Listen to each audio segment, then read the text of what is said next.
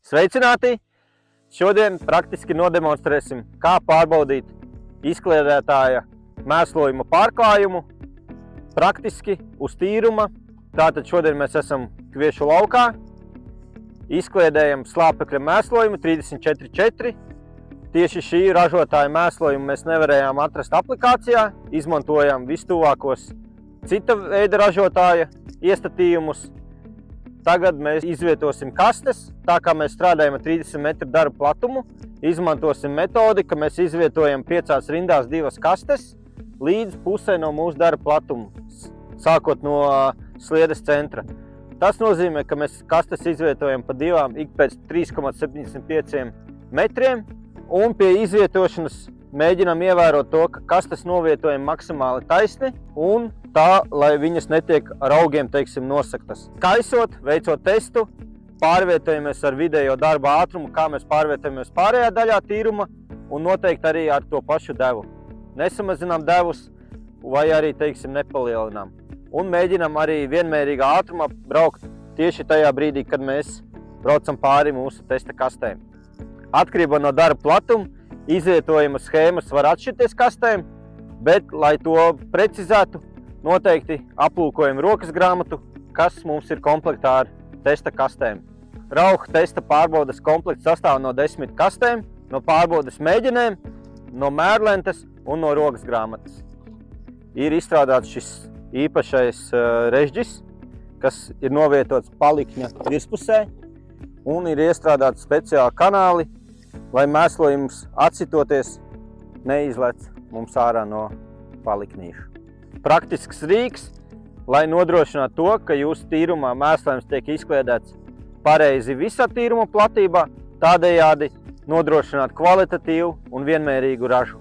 Ar šo metodi mums ir jāveic 2 braucieni, viens brauciens turp, otrs brauciens atpakaļ. Pēc tā jau mēs varēsim ievākt izkliedēto mēslojumu, sabērt mēģinēs un, ja nepieciešams, tad veikt korekciju iestatījumiem. Tātad no sliedes centra nomērīsim pusi no darba platuma, 15 metrus.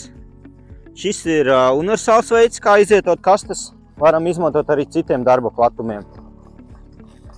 Jā, šeit mums ir 15 metri.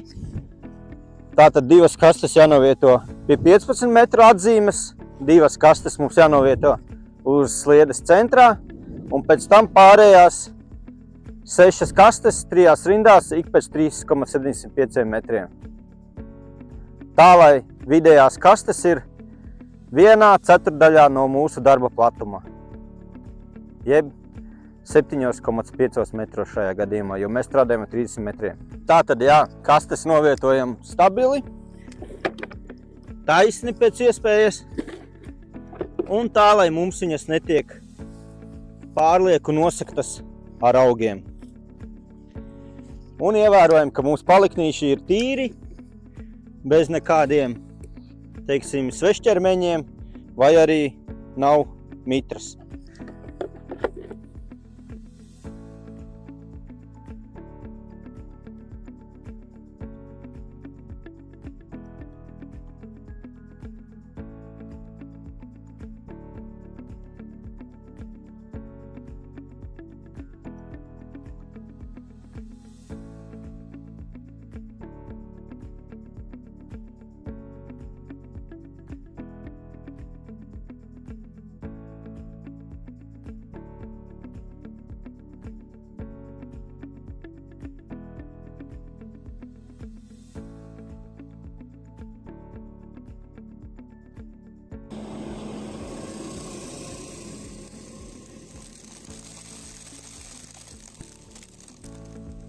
Tagad, kad esam veikuši testa braucienu, savāksim izkliedēto no mēslojumu, sākot šajā gadījumā no sliedes centra, un sabērsim no sākuma abus palikņus vienā un vienā mēģinē iekšā.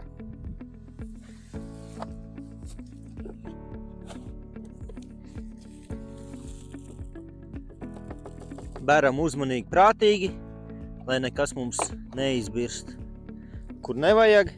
Uzmanamies no vēja.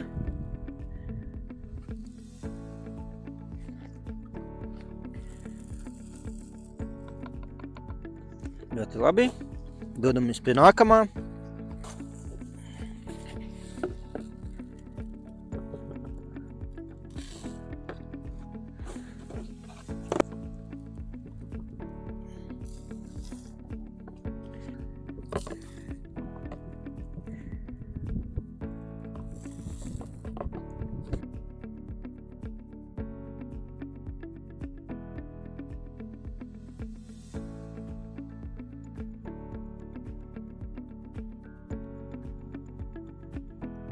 Tātad esam savākuši mēslojumu no visām testa kastēm un redzam, ka mūsu sākotnējie iestatījumi nav apmierinoši.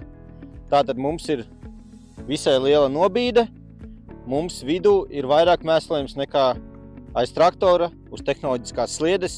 Mums nepieciešams mēslojuma iestatījumus koriģēt. Šajā gadījumā, ja mums vairāk mēslojums ir vidū, sakļaušanās zonā, tad mums nepieciešams pirmais ir izmainīt izbires punkta iestatījumus. Šajā gadījumā izbires punktu samazināt, lai vairāk mēslojums tiek izkliedēts aiz traktora. Vēl runājot par mēģinēm, redzam, ka mums šeit ir atzīmes un maksimālā pieļaujamā kļūda starp mēģinēm drīkst būt vienas atzīmes robežās. Tātad, ja man vienā ir 15, piemēram, otrā 16, tad šī ir pieļaujama nobīde. Sekojam norādēm rokas grāmatā, jo regulēšanas metodes var atšķirties, ja mums atšķirās mēslojumu fizikālās īpašības. Sākotnējos iestatījumos uzdevuma izbires punkts ir 9,5, samazināsim to šajā gadījumā uz 8,5 un veiksim atkārtot pārbaudi. Jā, tātad pēc mēslojuma iestatījuma nomaiņas noteikti veicam atkārtot testēšanu. Tāpat atkal izvietojam kastes un veiksim kaisījumu pār kastēm.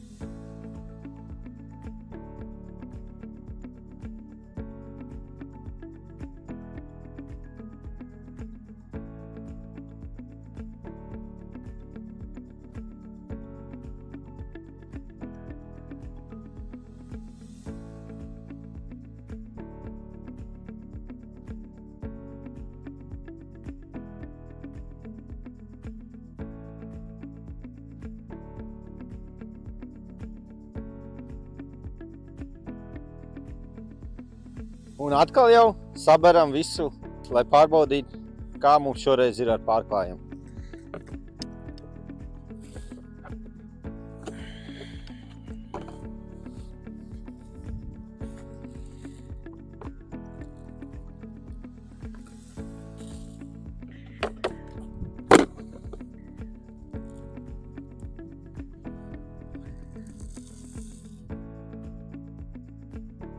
Jā, un nu jau redzam, ka mums pārklājums ir pieļaujamās nobīdēs. Līdz ar to mūsu pārklājums ir iestatīts pareizi. Un ar šādiem iestatījumiem varam turpināt strādāt. Un, ja mums ir vēl otrs kaisītājs saimniecībā, tad varam izmantot šī kaisītāja jaunos iestatījumus.